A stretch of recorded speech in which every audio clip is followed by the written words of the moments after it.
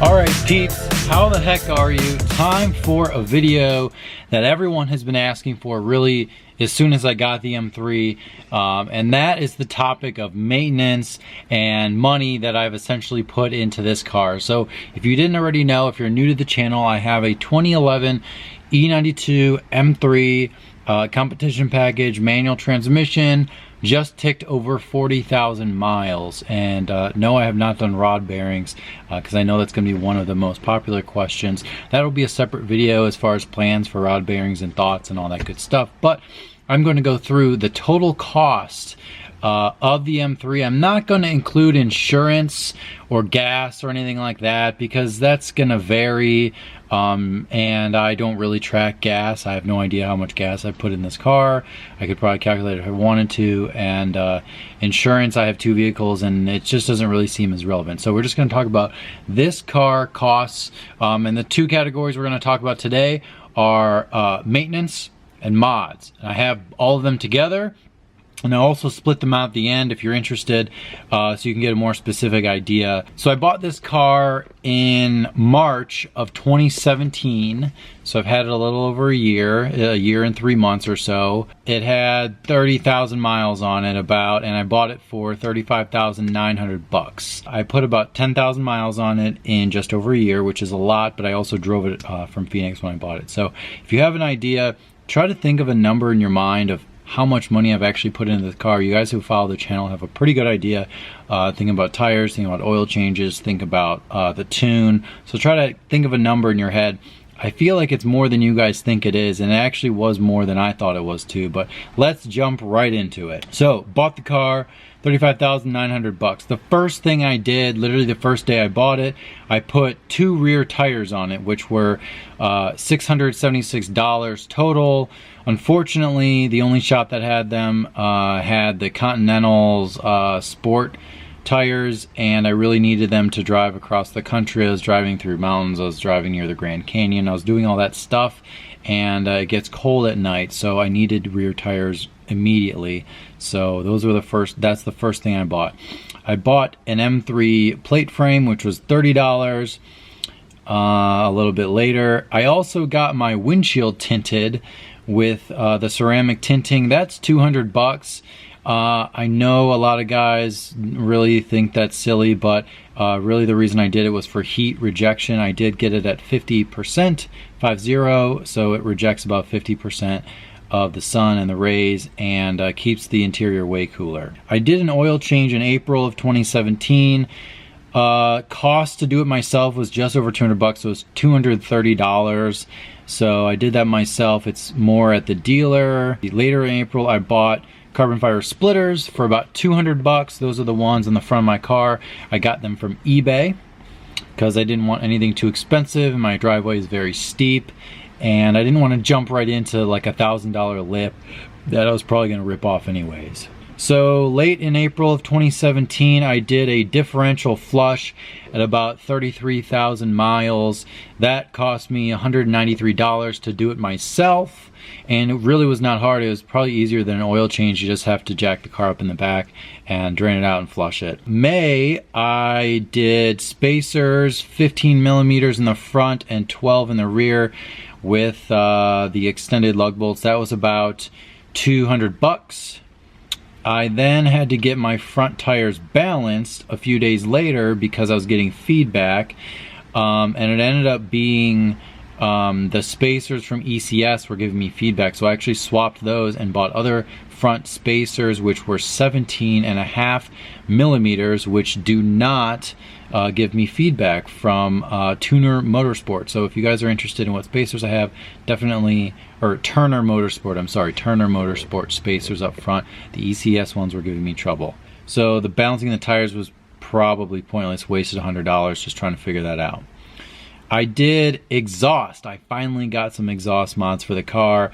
I bought a used mid-pipe with the test pipes welded to it. So all I had to do was do a drop and swap. If you just buy test pipes, you have to weld them to your mid-pipe. So I bought that for $500. It was already done. I actually bought that from another E92 M3 Alpine White owner, Adam. So I thought that was a good deal, and I was happy I did it.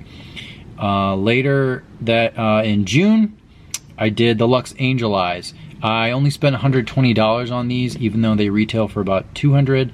That's because Lux gave me a pretty big discount, obviously almost half off, just because I give them a lot of content and sales, so they gave me a little bit of a discount, which is nice. October, did an oil change myself, 38,000 miles. It was 230 bucks again. So February of this year, I did the tune from BPM Sport Stage 2. That was about 830 bucks out the door.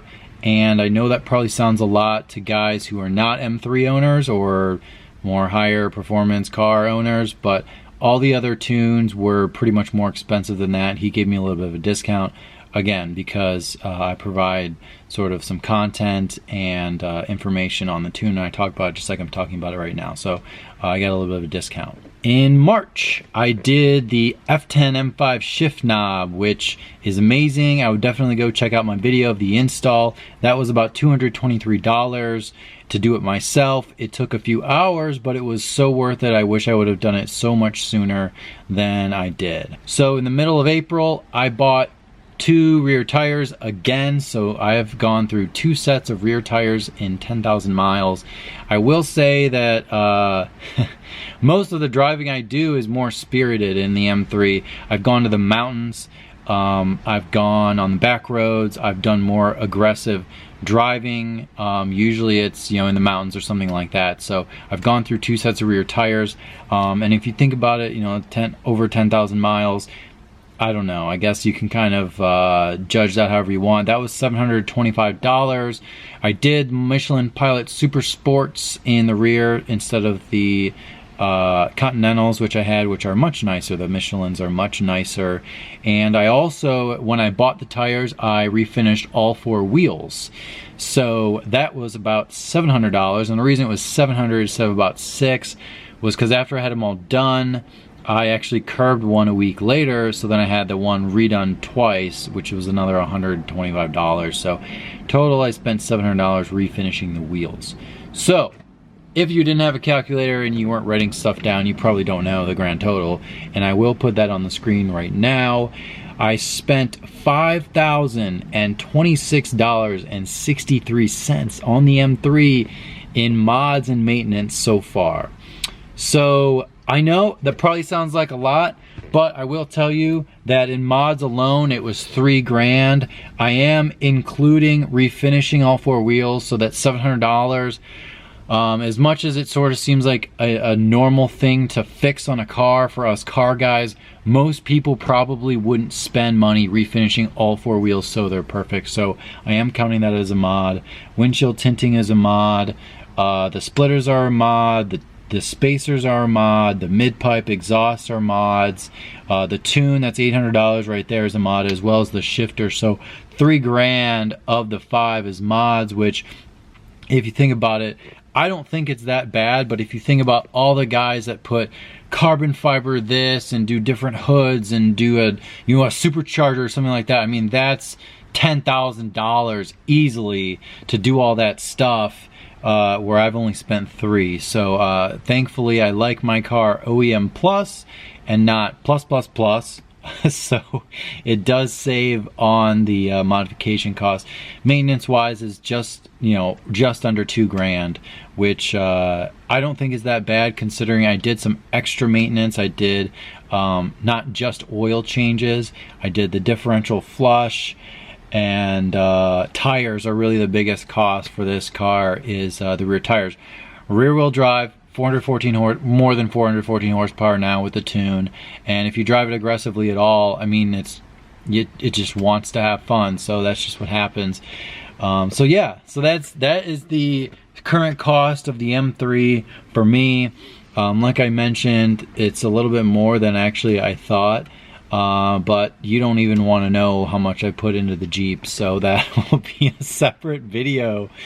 But to be honest with you guys, sort of the silver lining behind this is, the biggest silver lining behind this is that I have content to give to you. So if the M3 was like a Honda Accord, there weren't really great mods for it, there weren't really great performance things for it, there wasn't really great anything for it, I wouldn't have content to show you. I wouldn't have oil changes to show you. I wouldn't have anything else to show you about the M3 or anything like that. So actually doing mods and content. And I do have some more mods planned. I plan to replace my center armrest with a black one just because the gray looks really bad. And maybe some other interior things, carbon fiber bits, stuff like that. Intake, anything really, something like that is kind of in the works. Nothing too crazy right now. You never know. But I will say, and a lot of you guys do ask about the X-Bell, that was actually done before I bought the car, and the guy actually gave me receipts. He spent like $4,500. Most of the car is X-Belled besides the roof and the rear trunk lid. So that is actually, I actually was in contact with X-Bell since the X-Bell was done in like 2014. It has, some of it has yellowed a little bit, so that's about 4 or 5 years ish of the X-Bell being on the car and into the elements and things like that. So it is fully warranted. The X-Bell Ultimate's fully warranted for 10 years. So they actually said they will honor that and replace any X-Bell that isn't good. So that is great news for anyone who has noticed the X-Bell. Hopefully in pictures you don't really see it that well, but in camera and in person, if you're very attention to detail, you'll notice that some panels look deeper and clearer than others, and that's just because of the X-Bell and it being a little older. So they will hopefully be replacing that. That'll be maybe even a video series depending on what they do and if they want me to film. Some shops are weird, but hopefully I can find a really cool shop to get some great content for you guys. We're at 11,000 subscribers, so maybe that will be some reason for them to want me to make a series out of it. So anyways, that is it. That is the questions, one of the most popular questions really, about what do you guys want to know, and that is really one of the things that everyone wants to know in general. What do you plan to do for rod bearings? What about throttle actuators? What about all this stuff? What about the M-Tax? I will tell you, the M-Tax is real. The M-Tax is like a fake tax that pretty much makes any part for the M3 like 25% more than just a normal 3 Series, for example, because the car is performance car, 25% more. So what I say is worth it. Yeah, it's definitely worth it. I don't regret spending the money I've spent on the car. I think it's very modest as far as other people I know and problems some people have had, and other people have had reliable cars just as me. But as you can see, none of these things that I've done to the M3 maintenance wise were something because it was broken. It's really just upkeep. Oil changes, tires, differential flush, tire balance. I mean, it wasn't anything, refinishing the wheels. It's nothing mechanical. There's no gears that are wrong. The engine's in great shape. Everything seems to be fine, working operationally. The car is so freaking solid, guys. You don't even know. I mean, I'm sure you do know, but the iDrive has been good. Actually, I do have an upgrade for the maps. That'll be a separate video, but everything is operating, even with the tune. I mean, everything works so seamlessly. The car has just been so great and a great part of the channel. So I know I kind of droned on there a little bit, but I actually ran through all these items a lot faster than I thought. But really, when you're buying one of these cars, just really, if you want to buy a car that's going to be good, a little bit of it's luck, but a lot of it is how the owner has treated it, the warm-up procedure, and the maintenance, and keeping up with everything. If you're just regular and you're on time for things to keep up with for the car, then chances are the car will be much more reliable. That is not a guarantee. I mean, everyone knows that there's lemons out there. I've seen guys with throttle actuators that go out at 30,000 miles, but I've seen guys with 80,000 miles on their car and they've had no issue with anything. Rod bearings, throttle actuators, anything mechanical serious. Those are the things that I would worry about. We're really with any car, but with the M3s especially. So that's gonna do it, guys. I hope that answered everyone's questions.